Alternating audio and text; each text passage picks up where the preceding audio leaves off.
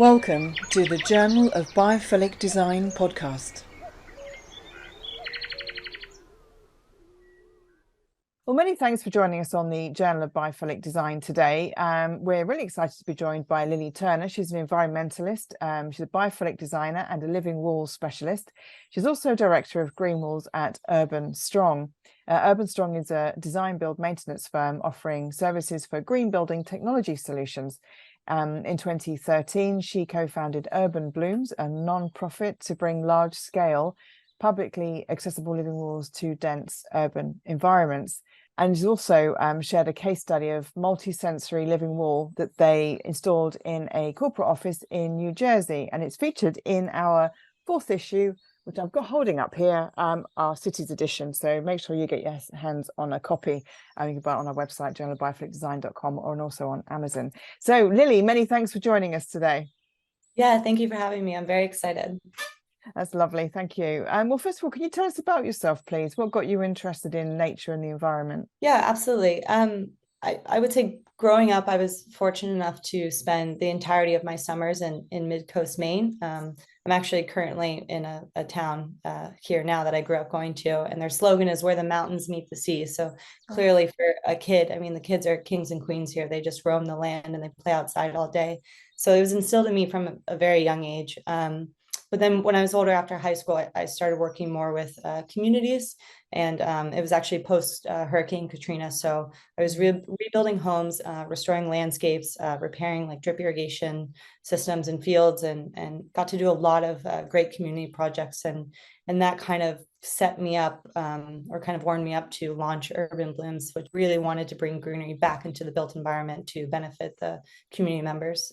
So why do we need a joined up approach to design, planning and development? What do you think is going wrong, or what the challenges are with how we design now? To start on a positive note, historically, like green building or green designers, this was a bottom-up movement. People really fought for green space because they believed in it or thought it was just nice to have. But now we're seeing a shift, which is really great. We're seeing levers being pulled from the top down, and people are really recognizing that greenery is a necessity rather than an amenity, and also just a sound economic investment in their people and their buildings and their portfolios. That being said, there are still very real silos that still exist in our design and planning approach. And the community members and the occupants are ultimately the ones paying and suffering for that. Nature and cities are still being thought of as mutually exclusive. And I think we're quickly approaching, not to be dramatic, this tipping point to our planet's destruction. In recent years, I've taken a glass half full kind of perspective. I think anyone working or advocating for green building would have to maintain that attitude just to get out of bed every day. But yeah, we see a lot of developers still building with hard materials such as brick, concrete, glass, and steel. And we've really been pushing our ecosystem and the services that they graciously provide out further and further of our city limits. Yeah, and obviously putting living walls in and green spaces, it's so important, isn't it? Because obviously clear air and all those good things. I mean, how do you think we should be approaching design and planning differently? I think a major one and something that's pretty relevant right now, especially in New York City, is just continuing to draft and support policy and regulation to implement these green spaces or even solar in our built environment. But more so, I think new language and concepts need to be introduced. Sustainability has become rhetoric and clouded our view of the actual state of things in our products. So adding to our lexicon is also a major part of it. And then lastly, breaking down silos when looking at the built environment is also really crucial. Adopting a more collaborative and holistic approach, I think, is really the only way forward. If we look at Singapore's journey, I think it represents a nice beacon of hope, and their government's response should be seen as inspiring to the United States and other major offenders around the world. Absolutely. And you say about, I'll change our lexicon. So obviously people do sustainability and biodiversity, and it's almost sometimes a bit of greenwashing. There's almost to be ticking a box because they put a few plants in, or they've, like you say, put a solar panel on or something. But using like regenerative and restorative, but the regeneration, I think, is a really important aspect. Do you think? Yes, absolutely. Regeneration, adding the isms also to our words could also be a major player and extremely helpful. But just kind of trying to shift people's behavior, and also just creating more awareness. So I also give presentations on living walls and biophilic design in general, probably weekly now, to architects, not in just the New York City area, but also all across the country, because now with all of our video and conferencing platforms, you're able to do that. So I think I hope that it's not just an issue anymore of people not wanting or ignoring the obvious benefits of biophilic design, but maybe just not realizing the potential. Living walls and preserved moss walls can be seen as striking forms of art, especially when you add a nice frame or incorporate, our colorful foliage. However, they're extremely functional, and they offer a myriad of environmental, psychological, and physiological benefits as well. Yeah, I mean, why is biophilic design important to you personally? Yeah, I've been doing this for almost 10 years. It's funny that I've never been asked that, I guess. I just see it as this is the way forward. This just kind of has to happen. I don't know how we're going to survive without it. But I will say I did take a break from living walls for a year, and I actually worked in corporate America for a global company, and their headquarters, which was in Cincinnati, Ohio, where I'm from. Not to put anyone down over there, the interior designer, but I mean, it was just LED flickering lights, old drab carpet. There were maybe a few windows on the complete other side of the building. And there were dozens of people stuffed in this floor in cubicles. And I was just like, how do you guys get anything done? I mean, like it really affects your cognitive performance and your creative thinking. And I think absolutely that contributes to productivity and of course sales as well. So even if you don't believe in it for the psychological or the social benefits, I mean, think about your ROI when you're incorporating and thinking about green spaces into your new office design. Yeah, there's the economic benefits, which is often the swinger, isn't it, if you know what I mean? So yeah, it's really important. How do you use biophilic design in your practice? I mean, obviously you touched on it, and obviously you use living walls, and but how do you use biophilic design in your practice? Yeah, with biophilic design, I'm sorry, there are three pillars. My playground is nature in the space. So quite literally, I bring living plants and preserved moss into the built environment to, again, maximize those benefits that we touched on. So depending on the stage of the project, on any given day, I am working with architects and designers, collaborating with the MEP teams or the plumbing and electrician engineers to really try to weave these green wall solutions into not just the lobby, but really into the DNA of the building. So it just works out in a seamless aesthetic where it's just extremely functional and keeps costs low for the client. Because a lot of our living plant walls, we have weight requirements, but also plumbing and lighting requirements as well. Yeah, of course. And obviously if you can get in early, and actually, like you said, I like the way, you can weave it actually into the fabric of the building right from day one. There's a huge Absolutely. benefit.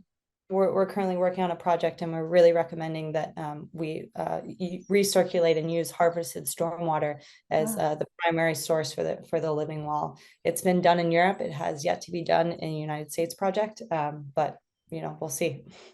Okay, oh really? Because obviously I talked to quite a few European designers, and it seems to be a thing that not everybody does, but it's like it's a sort of common practice almost over here. Or it's like the assumption is that, oh, can we do it? At least we can ask the question. But I didn't realize that. So well, good for you. I hope you hope you achieve that. And maybe you could write in the journal for that again, actually. Yeah. Biophilic design is all about senses and sensory kind of aspects, from smell, light, taste, also the haptic sort of side of things, and that the non-rhythmic kind of movement which obviously plants give us. I mean, how can we do that? How can we create or help create these sort of multisensory, or that multisensory aspect of biophilic design with living walls? Yeah, absolutely. I think that having occupants be able to literally access the wall is a massive factor, and something, again, we always push for. Just having them kind of involve and interact with it is a big thing. But also you can take it a step further and try to actively draw people to the wall using aromatics, or even recently we worked on a project where we incorporated species that released a really playful, like kind of chocolate or almost like a chocolate cake scent, if you can picture it. There's also some great vanilla scents you can work into the wall, and citrus as well. So it just takes it a step further. And then also we use plants that when in bloom would match the furniture or closely match the furniture in the surrounding space as well, which further supported the interior designer's intent and story. Yeah, it's lovely. As you say, I think as well, there's what I love about living walls is when you get close to them, they feel different. There's a temperature shift. Is that Yeah. right? Or am I imagining that? No, absolutely. Plants, I mean, it's similar to walking in a greenhouse. So plants can and will create relative humidity. That's actually one of the benefits, especially if they're of scale. But yeah, just think of the feeling that you have when you walk into a greenhouse. For me, my shoulders drop, my eyelids become significantly lighter. I just feel more relaxed. So bringing that into a high stress environment like an office or even a rehabilitation institution, I think is extremely important. And I think we'll see those more and more as our healthcare system changes and our education systems change as well. Yeah, exactly. So I'm sort of hoping to lobby, a bit more with the government here to bring about a policy change so that we get biophilic design into the healthcare system. And it's, and also it's fine saying, oh yeah, well, let's put it in the lobby, let's put it downstairs, let's put it outside. But actually you need it where the patients are. You need that to have, for them to have a view or to benefit from that. And I understand about the sort of cleaning and sort of chemical sort of side of things, but being able to at least, create spaces with glass maybe so they can see through and see the plants grow and then everybody can benefit from them. I think we can do much more with design. And again, like you were saying about the whole kind of joining up between the planners, the architects, the designers. Absolutely. Yeah. I mean, can you explain how living walls benefit workplaces a little? Absolutely. Even a sightline view to the outdoors, we know there's significant benefits. You have reduced or experience reduced stress levels and function. So taking that idea and bringing lush living walls or even preserved moss walls, because your brain is still registering, as it's something natural and green, can boost productivity, again, enhance creativity and cognitive function, and that leads to increased sales. So let's talk about a call center, for example. They might be tasked with making 50 or 100 calls a day. Maybe that could increase by 10 or 20, but again, there's ROI associated with that. So kind of like we were saying, if people aren't sold on the environmental or the aesthetic benefits, let's look at the ROI and try to push that conversation forward. And then also just having in your lobby or office way, you're communicating this message of progressiveness and sustainability, whether it be greenwashing or not, to your investors, your clients, your partners, everyone involved in supporting your company. I mean, I think there's such a pressure on businesses as well to try and achieve net zero, to try and look like they're doing something. As you say, it could be greenwashing, but that's why I think there is a subliminal message that does go through to the staff, that at least the company is trying to do something. And even if, there is a greenwashing thing, the staff who are there can have it kind of inspires them to behave in a more sort of sustainable way, if you want, so it kind of inspires them to appreciate the planet, because especially if they're in the city, and then maybe that the whole journey has been from concrete block of flats to concrete apartments, down on the subway, concrete, metal casing, come out, glass box, and so being able to at least see something in the space. Yeah, absolutely. I was actually just giving a presentation to this architecture firm, and one of the stats in the infographics in my presentation, the architect, it really resonated with her, and it was that we spend on average 93% of our time indoors between commuting to and from work, the actual time spent in the office, and then of course back to our home, and then when we sleep, hopefully a good 7-8 hours. It really racks up, and we don't realize that, but when we hear it, it's like, my God.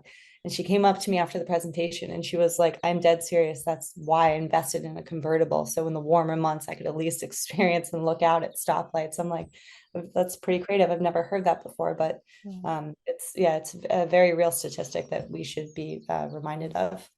Yeah, absolutely. And that's obviously a huge reason why we need biophilic design. And it's also down to equity as well, isn't it? That people who, generally can't live in the further away or have a bigger house with a garden and a space, particularly if you're in a city, you're probably in a smaller apartment, you are don't necessarily have that direct access to greenery and nature and that outdoor space. And I think it's really important, even if we can bring it into the workplace, you know, whether that's healthcare, schools, wherever their workplace is, because obviously we always think when people talk about workplace, it's always assumption it's an office, but there's so many different types of workplaces. I mean, even construction, they're still sort of surrounded by concrete and that, because they've chopped all the trees down. But anyway, that's another sort of political point, which I probably won't talk about because I could go on about that for ages. But you know, even if there's a space that they can, I mean, even a living, I've seen, you know, where you can, outside a construction site, where they sometimes it's a pretend living wall, but when they put real plants there, obviously it's helping mask the sound, it's absorbing the, you know, the dust particles, and it's just so amazing, you know, to see. You feel like there's like life, and you almost like the building people. Absolutely. I think, living facades, you know, temporarily thrown up to block off construction sites could, of course, benefit the construction workers inside of that area, but also on the outside too. It's a bit more exciting and inspiring than those gross fences that are wrapped in that heinous orange kind of construction felt. Yeah, I know. It's just horrible. Even if they printed on those, you know. I'll get on that. Maybe I should start marketing that to construction companies. Yes, definitely. You definitely should. Bit of a challenge. I mean, maybe could you give us an example actually of where you've installed a living wall, and it's made an impact on people there? Yeah, absolutely. I would probably want to talk a bit about the project that we started chatting about in the beginning of the call. You know, that school project that we just completed, the kids were a part of the process since the beginning. They secured the funding. They made their case with not just the internal school employees, but also the architects and designers that were pushing more for an LED screen just to project, you know, photographs of landscape and imagery. And they kept saying, why can't we have the real thing?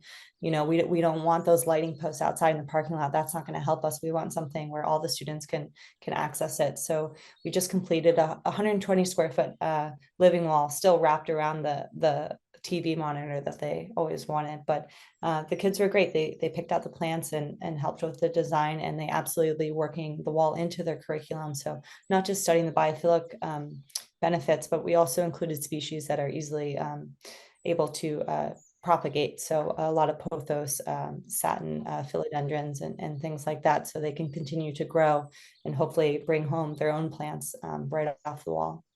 Oh, that's really nice. So you kind of got the kids involved in the process too? Yes, absolutely. We use the kids as a Trojan horse. No, it was their idea from the beginning, but they were really fantastic, and they persevered. It was incredible to see. Yeah, that's going to be amazing when you go back, once you've installed everything, and you go back and you actually see the difference that it's made to the teachers as well, I should imagine, because that's really stressful. I would like to be a teacher now. I would, if I was a teacher at that school, I'd probably just sit in front of the wall every day and have my lunch. Yeah. Yeah, exactly. But isn't that amazing? You can create spaces for people to have that respite. So yeah, fantastic. Well, listeners, I'm just so that I'm booking her in. There will be an article from Urban Strong about that piece in the next issue. So in our education issue, which will be issue 7. Can you believe it? So amazing.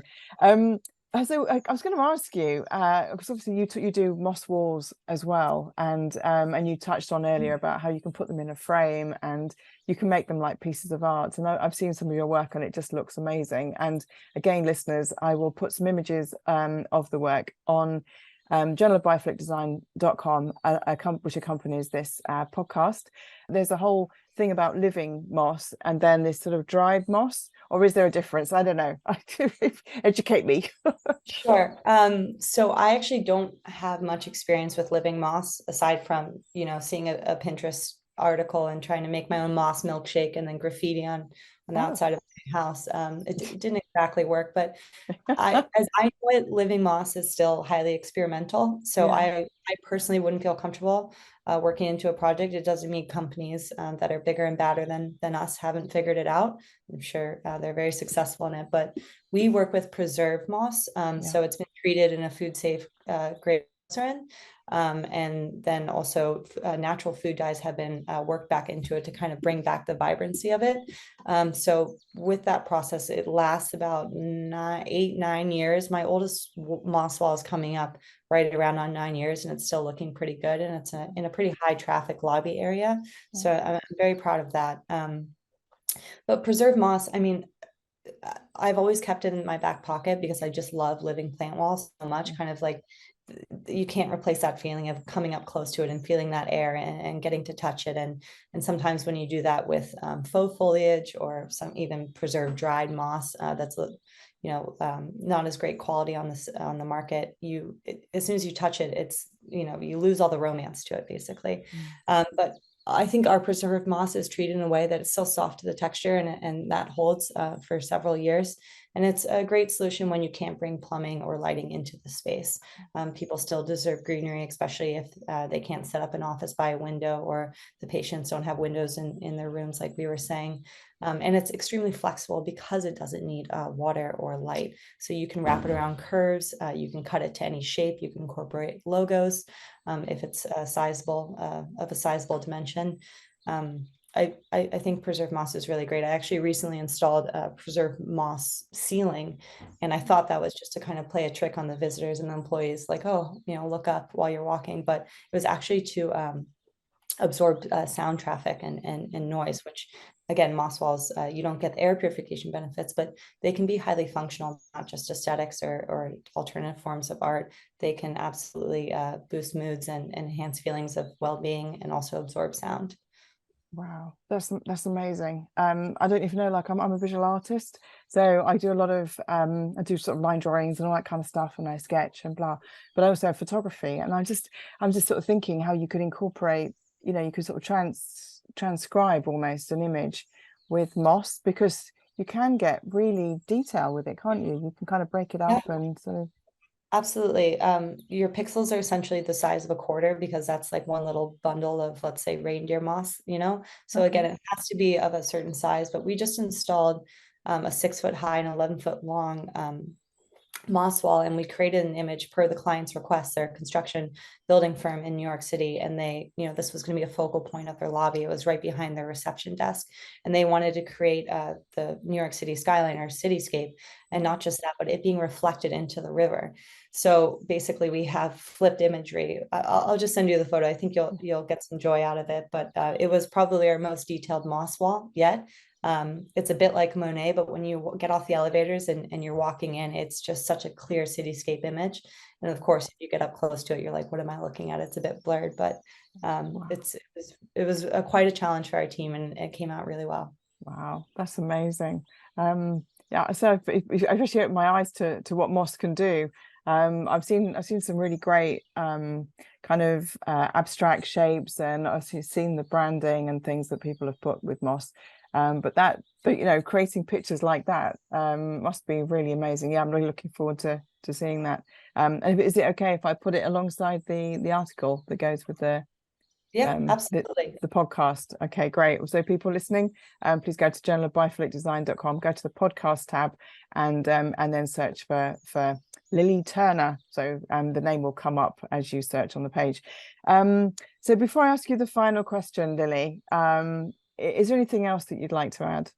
I think green walls have been, again, historically looked at an emerging design trend, but I think that was just to kind of kickstart the movement. And now we're, again, starting to realize the very real benefits that they can bring to our cities and our work and healing spaces. And I'm just really excited I've already been in this industry for almost 10 years. So I'm really looking forward to the next 10 years to just see how these systems advance and evolve, and how we can further integrate technology too, because that is going to be a critical part of the conversation as well. That's lovely, thank you. Well, so the final question: if you could paint the world with the magic brush of biophilia, Lily, what would it look like? Yeah, I mean, obviously, all of our facades and roofs would be wrapped in greenery, but more so, especially in city environments, rather than just a green roof, I think I would want apiaries and birds' nests, and also just rooftop farming, food grown on every building, just to kind of mitigate and just actually wipe out all the food deserts that are still very apparent in bigger cities. And of course, interior and exterior walls would be just wrapped in foliage and just living, breathing plants, but more so, again, getting intentional about selecting native species specifically known for attracting pollinators, and also incorporating, again, those nesting boxes, which is really, really important to the future of our migratory species. But yeah, just greenery probably everywhere. Thank you for listening to the Journal of Biophilic Design podcast.